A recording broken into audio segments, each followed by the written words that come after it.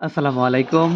আপনার এলাকায় যদি এরকম একটি উন্মুক্ত ব্যায়ামাগার থাকে তাহলে এত সুন্দর সকালটা আপনি নিশ্চয়ই ঘুমে কাটাবেন না।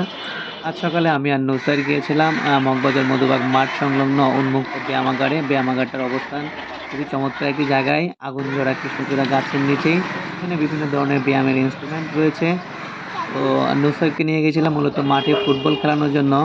সে ব্যায়ামাগারটা দেখে খুবই পছন্দ করেছে এবং বিভিন্ন ধরনের ব্যায়ামে অংশগ্রহণ করেছে। এখানে ছেলে, বুড়ো, তরুণ, যুবক, নারী-পুরুষ সবাই সমানতালে নিজের মতো করে ব্যায়াম করতে পারছে। ব্যাপারটা সত্যিই ভালো লাগার। আর সবচেয়ে বড় কথা হচ্ছে মগবাজার মধুবাগ মাঠটা সত্যিই অনেক বড়।